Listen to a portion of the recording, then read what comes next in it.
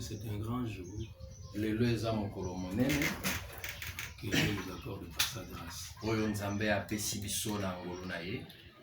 Il ne faut pas que tu regardes vers le monde, Boye esengeli te na yo tala na mokili, mais regarde vers le Seigneur. kasi tala kaka bobele epai na nkolo. Il y a une chose que j'aimerais te dire. Eza na eloko moko nalingi nayebisa yo. Toi qui as cette occasion, Yo ozwi mbano oyo, ce privilège o motuya oyo d'écouter la parole de Dieu. ya koyoka liloba na Nzambe.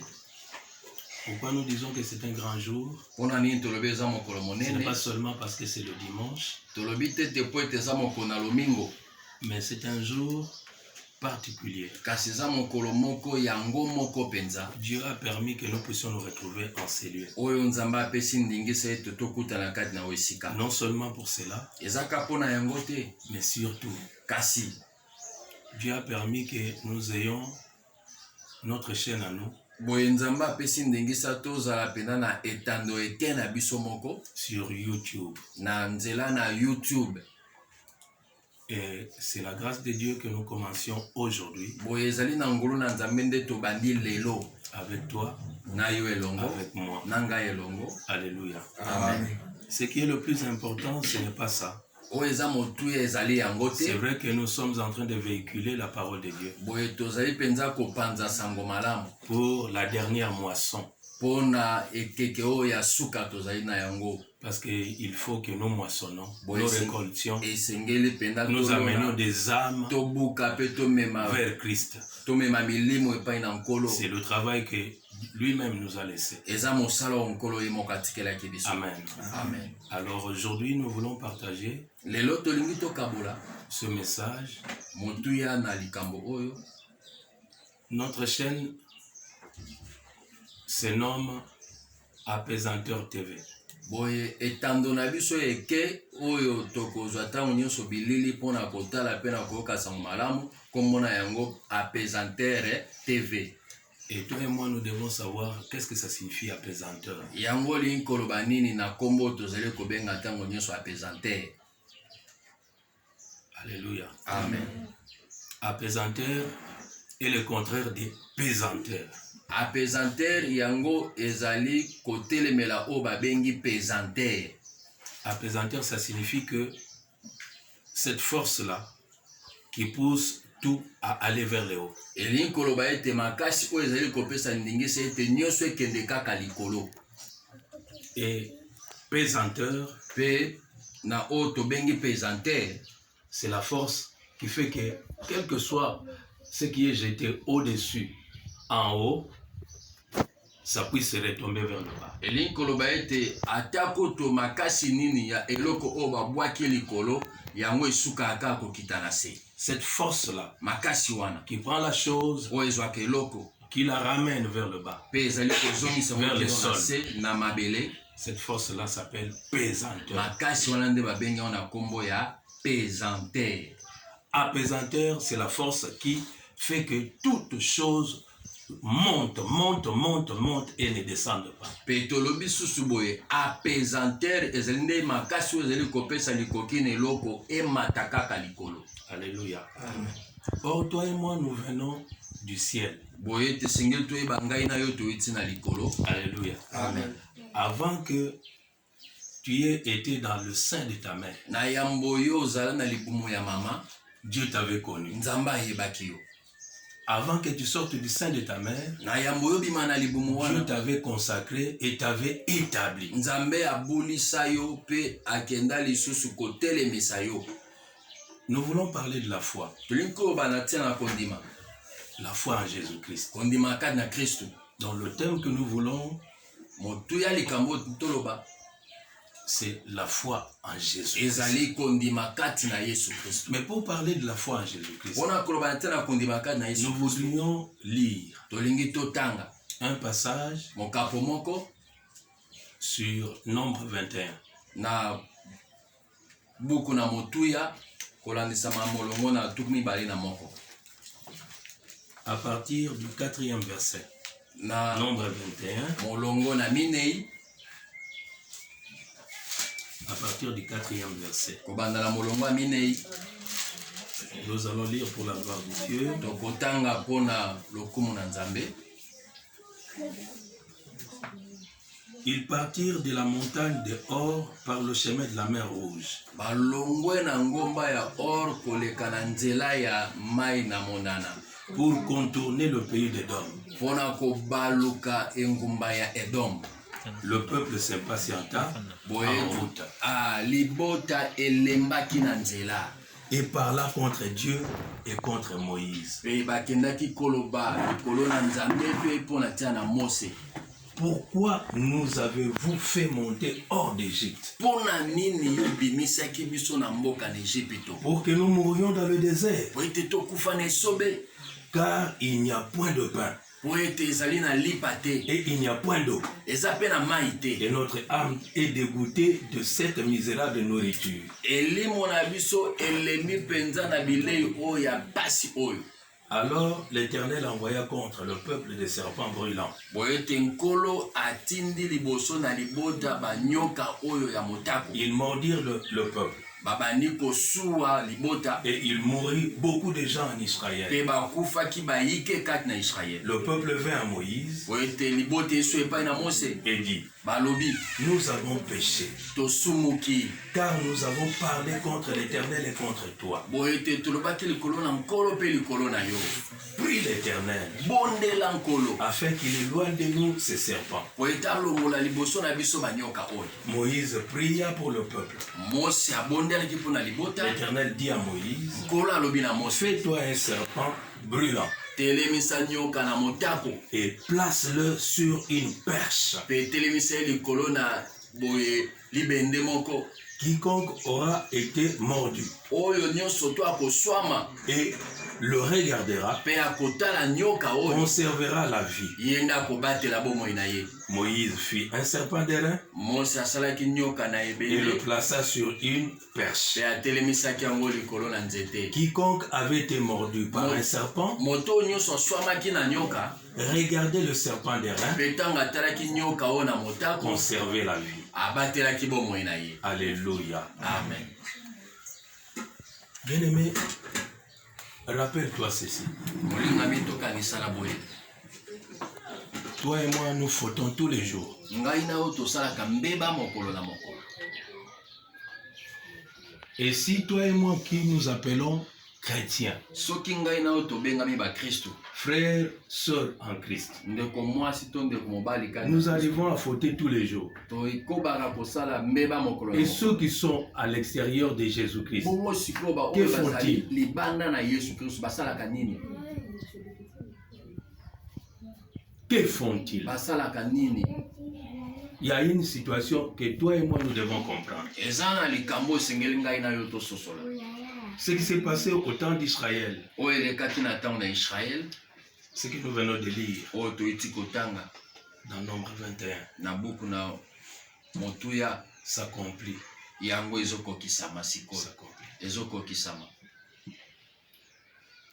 Quand aujourd'hui nous sommes en train de parler du coronavirus, ntango lelo tozali kolobela ntina na bokono oyo ya coronavirus, antivirus, boye antivirus mpe lisusu, ainsi de suite, tobaza kolongola mpe kobakisa c'est tout simplement le serpent qui est en train de mordre. eza kaka nde nyoka ezali kokende koswa bato. Laissez-moi vous dire que moi je viens de perdre tika na yeso nga na witi mpe Un neveu. kokumisa en France.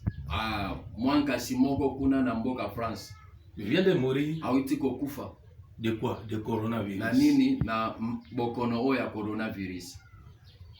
Donc mes frères et sœurs, balingami basi mibali, Dieu, quand Moïse est allé vers lui boye ete pour nzambe plaider la cause ntango Mose apusanaki pembeni mpona kolela, des Israélites qui avaient critiqué Dieu et Moïse, mpona kolela mpona tia na bana Israeli oyo batukaki nzambe mpe Dieu a Mose, montré quelque chose. nzambe atalisaki eloko moko. Il lui a demandé rien que de prendre, de fabriquer asengaki ye un kaka serpent d'airain, akende kosala un nyoka serpent moko brûlant. ya libende. Pratiquement, c'est comme ce serpent-là qui était en train de mordre eza lokola azwaki elilingi lokola ete nyoka na nde bandaki et qui kosuwa a porté bato la mort. mpe bane komema liwa. Ce qui m'étonne, oyo ekamwisi ngai Dieu pouvait dire nzambe à akoki Moïse, koloba na Mose prends ce serpent-là, zwa nyoka wana cherche luka une fosse. zwa libulu Mais ce serpent-là, zwa dans cette fosse-là, akotisa nyoka wana na kati na libulu mais il a dit, kasi alobi fais-le monter. matisa ye Donc que nos yeux miso na biso puissent aller vers le haut, ekende likolo pas vers le bas. na sete Il y a quelqu'un qui entend bien. eza na moto ayoki malamu Et il permet cela pour tout le monde. apesi ndengisa bongo mpo na moto nyonso Peut-être parmi ceux-là, ntango mosusu na kati na baoyo il y a une personne qui n'avait pas critiqué Dieu, ezalaki mpe na moto moko te oyo peut-être qui n'avait pas critiqué Moïse, to atolaki Mose mais qui pouvait se retrouver kasi akokaki mpe kozala na devant un kati serpent. na nyoka wana akutani na ye Dieu dit, mets sur une perche, kasi tia ye likolo na très nzete, haut là-bas. likolo mpenza Or, si nous allons dans Hébreu 12, soki tokei na buku na baebelo molongo na au zomi na deuxième mibale, verset, kolandisa on nous molongo na dit, mibale fixant le regard Ah, sur Jésus, qui suscite la foi et qui l'amène à la perfection. kotombola miso epai na Yesu Kristu oyo azali kobotisa kondima mpe azali komema ngo na bokoki be Alléluia. Nous avons un problème de foi. toza likambo ya kondima Sans la foi, kozanga ce sera kondima la panique, ekozala ce sera la mbili peur, ekozala ce sera la kobanga terreur. ekozala kolenga Regardons tout autour de nous. totala zingazinga na biso Il y a terreur, il y a panique, kolenga il y a la peur. kobanga même parmi les enfants de Dieu. ata kutu na kati ya bana ya nzambe Or, la foi ne marche jamais avec la peur. boye kondima etambolaka na kobanga te Nous savons tous toyebi que biso la foi nyonso, est une ferme kondima assurance ezali kondimisama des makasi choses que nous espérons. na biloko biso tozali komikia Démonstration de celles qu'on ne voit pas. ya komonisama makambo biso La foi tozomona vient de te. ce qu'on entend, kondima eza et ce kouta na qu'on oyo toza entend vient de la koyoka parole de Christ. mpe oyo toza koyoka oyo tina boloma na kristo Alléluia. amen Nous avons besoin de la foi, frère, en ce moment-ci. Ma soeur, nous avons besoin de la foi en Christ Jésus. toza na mposa ya kondima na ntango bandeko basi mibali kati na Dire Yesu que Kristo. moi je crois en Jésus-Christ qui a été crucifié pour moi. koloba ete ngai na ndimi na yesu kristo abakamaka mpona Sur la croix de Golgotha, il a versé son sang et son sang me purifie et son sang m'accorde la victoire. makila ezopesa ngelo Cette foi-là kondima en wana Jésus-Christ. kati na yesu Parce que la prédication de la croix, boye eteli teya ya ekulusu alléluia, Alléluia. c'est une folie eza liboma pour ceux qui ne croient pas. mpona baoyo baza kondima te Mais pour nous qui croyons, mpona biso c'est la tozondima puissance eza de Dieu. nguya ya C'est nzambe la puissance de Dieu. eza nguya ya Et si nous nzambe croyons, soki la tondimi victoire elle est ferme, Ah, elle est irrévocable ezali mpenza devant tout serpent. liboso na nyoka Ce n'est pas seulement le coronavirus, ezaka coronavirus même devant le sida, ata liboso ya sida tout s'agenouille nyonso devant le nom de Jésus-Christ. ekobumbama molongo Tu as besoin de la foi oza mposa en Jésus-Christ, j'ai besoin de la foi. nga mpe naza mposa kondima kati na Yesu. Alléluia. Nous en avons grandement besoin. toza nango mpenza bosenga Il y a trois choses sur lesquelles je voudrais apaiser ton cœur. boye eza na biloko misato ngai nalingi nakitisa motema na yo Alléluia. La première des choses, la foi en Jésus-Christ. eloko ya liboso eza kondima kati na kristo Alléluia. amen Purifie le cœur. epetolaka motema Alléluia. amen Moto azolobaki aza na kondima oyo euti na Yesu na maloba ya Yesu Masiya. Motema na ekomaka petwa. Ça purifie le cœur. epetolaka Oui, motema tu vas me demander, c'est... okotuna nga Ah, papa, boniko, kondima epetola motema. Ojo ngoliso wapi. Acte 15, verset 9. buku na misala molongo na 15 otala motuya Écoutez ce qu'on dit dans la parole de Dieu. ya mitano Tout est dans la parole de Dieu. nyonso eza kati na makomi na nzambe ke yoka o makomi na nzambe Acte eza 15, verset 9. Alléluia. Il n'a fait aucune différence entre nous et eux, ayant purifié leur cœur par la foi. Boye asali bokeseni moko te kolandisa mabango na biso pe apetoli mitema na bango na nzela na kondima. Alléluia. Amen. Kondima esa nini? Epetolaka motema. Surtout kozwa ngo na katika na parole vivante. La parole vivante balobi na biso ndenge nini? 15 verset 9. Dieu n'a pas fait de différence entre eux et nous. Nzambe asali bokeseni te kolandisa mabango pe na biso. Il a rendu leur cœur pur parce qu'ils ont cru. Boye akomisi mitema na bango petwa po ete bandimaki. Alléluia. Amen. Parce qu'ils ont cru Po ete bandimaki en Jésus-Christ. na Yesu Kristo. Crucifié, Wabakamaki. ressuscité des morts Wasekwaki na liwa et qui est monté, pe amati na assis likolo. à la droite du Père. Avandisami na loboko na mobali na Ça, c'est la tata. première des choses que la foi fait. Yango eza eloko ya liboso Dans la okondimisa personne qui a kosala. cru en la parole de Jésus. Na moto andimi na moloba na nkolo Yesu La Kristo. deuxième chose, Eloko ya mibale la foi opère dans l'amour. boete kondima ezali kosala kati na bolingo. Alléluia. Amen. Si quelqu'un te dit que moi j'ai la foi, Soki moto yebiso ke mais il n'a pas de l'amour vis-à-vis de Dieu et vis-à-vis de son prochain, boye aza na bolingo kati na Nzambe te pe na ndeko aza pembe na ye te, c'est un menteur. aza moto alokuta. Il n'a pas encore la foi. Nani azwi kondima La foi te. passe toujours par l'amour. Boye kondima ezaka koleka na nzela bolingo. Ça, c'est dans Galates 5, 6. Na buku ya bagalatia ya mitano molongo na motoba. La foi Kondima opère dans l'amour. eza kosala kati na bolingo. Le troisième élément, Boye ete oyo ya misato, la foi est victorieuse du monde.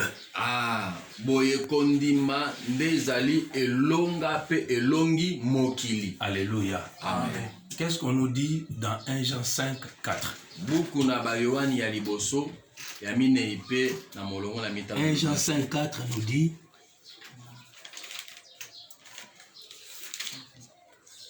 « 1 Jean 5, 4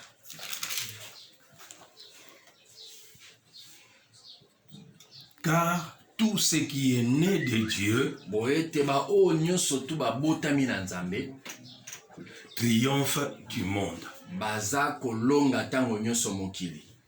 Et la victoire qui triomphe du monde, Pe kolonga oyo ezali C'est kotatola notre mokili, foi. eza kondima na biso. oyebi coronavirus eza na kati ya mokili pe eza mokili. Amen. Coronavirus eza na kati ya mokili pe eza mokili. Amen. Maintenant, on est en train de nous dire que toi et moi, si réellement nous avons foi en Jésus-Christ, Alobi na biso ete ngai na yo soki toza na kondima kati na Kristu, tu es en train de sortir victorieux ozobima molongi. devant coronavirus et devant tout ce qui est du monde. Liboso ya coronavirus pe na oyo nyonso eza ya mokili. Alléluia. Amen. Donc tel que nous sommes là, Lolenge tozali, nous sommes des victorieux et des victorieuses toza balongi, devant le balongi. monde et devant tout ce qui est dans le monde. Liboso la mokili pe na oyo nyonso eza na mokili. Voilà la raison pour laquelle tu dois apaiser ton cœur. Yango tala tena esengeli okitisa motema na yo. Et la paix de Jésus-Christ. Zala na kimia na Yesu Kristo. Et tout autour de toi, donne la paix de Pe Jésus-Christ. zinga zinga na yo pesa kimia na Apporte Yesu la Kristo. paix de Mema Jésus-Christ. kimia na Yesu Kristo. En leur parlant de Jésus-Christ. Na kolobela bango na tina na Quel Yesu. Jésus-Christ? Jésus-Christ crucifié. Yesu wapi? Yesu abakamaka na ekulusu. Alléluia. Amen. Mis à mort. Oyo babomaki, On l'a amené, on l'a enterré. bamemaki pe bakundaki. Et après l'enterrement, il est ressuscité le troisième jour. Pe na sima kokundama asekwaki Et mokolo ya après la misato. résurrection, Na sima lisekwa na ye il est monté. amataki. Apaisanteur. Tala tina tobengi apaisanteur. Tango amata, mutu yango akokitisa ye aza te. Amen. Il est monté, il est resté là. Amataki pe atika Et ye. quand il va dire que maintenant c'est mon temps d'aller retirer mes gens, tango akoloba de sikoyo retirer mon église, mon tango na ngai ya épouse, kokende kozwa bato mpe eklesia na ngai il viendra. akoya Mais il ne va pas toucher le sol. akosimba mabele te. Alléluia. Amen. Il sera en l'air. akozalaka na mipepe Et il va attirer vers lui mpe akobenda epai na ye tout celui qui a foi en lui. moto nyonso oza na kondima epai na ye Il va commencer par les morts en Christ. akobandana na bato bakufa kati na kristo Alléluia. Amen. Il va le ressusciter. akosekwisa bango Après les avoir ressuscités, ensemble avec ceux qui seront en vie, qui croiront, qui continueront à croire en oyo mpe Jésus-Christ, bakondimela kati na yesu kristo mpe bakokoba na kondima il va les attirer vers lui. akomema bango epai na ye Et nous ferons 1000 ans là-bas. tokosala 1000 ans. 1000 ans Dans l'entretemps, na yesu kristo dans l'entretemps sur la terre, boye na mabele awa le Saint-Esprit ne sera plus ici. molimo mosantu akozala lisusu te La grâce ngolu va quitter ekolongwa les nations pour aller en Israël. ekolongwa na bikolo mpe ekokende na ngambo na israele Alléluia. Amen. Donc il est une bonne chose que toi et moi nous soyons enlevés. eza eloko ya malamu ete ngai na yo tonetolama Amen. amen N'attendons pas le grand retour de Jésus-Christ. tozela te bozongi monene ya yesu kristo Voilà pourquoi nous voulons parler de cet élément enlèvement. yango tala te na toyingi tolobela na eloko oyo ya Ne rate pas konetola ton enlèvement. kozanga konetolama na yo te Alléluia. amen Pour être enlevé, il mpona faut que tu aies la foi. esengi ozala na kondima Et garde cette foi-là jusqu'au bout. mpe batela kondima na kino na suka Celui qui persévérera moto akoyika mpiko dans la foi en kaka na Jésus-Christ kondima na yesu jusqu'au bout kino na suka sera sauvé. nde akobika Sois sauvé au nom de Jésus. bika na kombo na yesu Garde la foi en Jésus-Christ au nom de Jésus. batela kondima na kombo na yesu kristo Garde la foi en Jésus-Christ.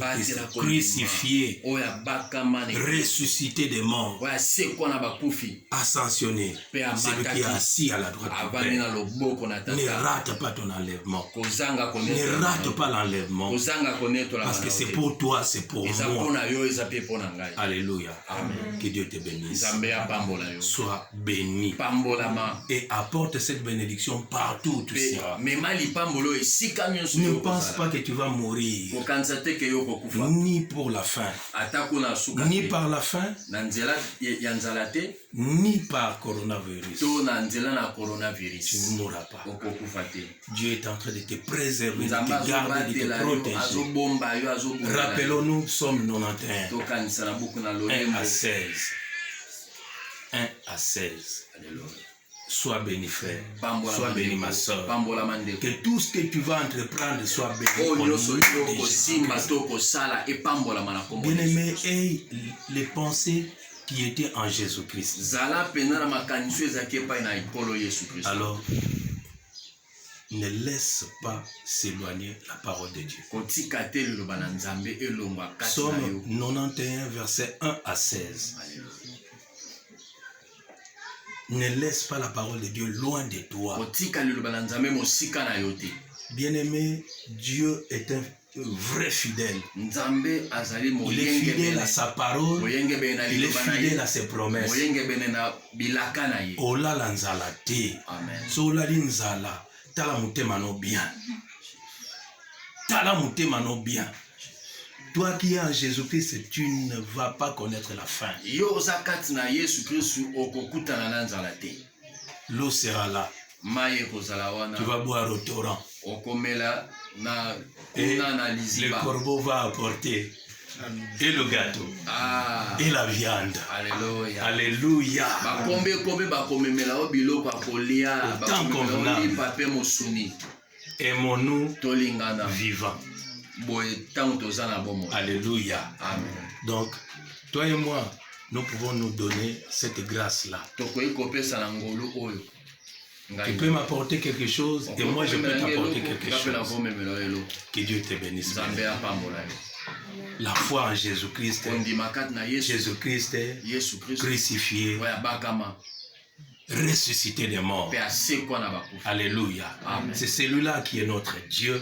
C'est celui-là qui est notre Seigneur. nzambe na C'est biso celui-là qui est na notre biso Sauveur. ye nde aza mobikisi na biso Au nom de Jésus-Christ na Nazareth. nkombo na yesu kristu Celui qui se sent malade, en ce moment-ci, qui reçoivent la guérison qui vient de Jésus-Christ, qui est ressuscité de mort au nom de Jésus. C'est lui qui manque quelque chose. Et c'est quelque chose est important. Qui reçoivent aujourd'hui, maintenant, ce dont il a besoin au nom de Jésus-Christ. Tout ce que tu toucheras avec ta main réussira en Jésus-Christ, au nom de Jésus-Christ. Que Dieu te bénisse. Soyez bénis. Soyez bénis. Partout où vous êtes, vous avez entendu cette parole. Cette parole est venue à point nommé. Dieu sait pour quelle raison il t'a apporté cette parole maintenant. Et sache-le, cette guérison dont tu as besoin, cette délivrance dont tu as besoin, tu la reçois au travers de ce message au nom de Jésus-Christ. Cela ne demande pas que nous crions. Ça nous demande seulement d'avoir la foi en ces paroles, parce que ce sont des paroles venant de Jésus-Christ lui-même. Et le Saint-Esprit qui est là, c'est lui qui nous conduit pour dire quel mot, quelle parole, au temps convenable. Au nom de Jésus-Christ. Que tous nos bien-aimés qui sont au travers le monde, non seulement dans l'assemblée des saints, le racheté, mais partout, ils ont cru en Jésus-Christ, crucifié, ressuscité des morts. Recevez la bénédiction de l'Éternel. Soyez bénis, bénis, bénis au nom de Jésus-Christ. Amen. Que Dieu te bénisse.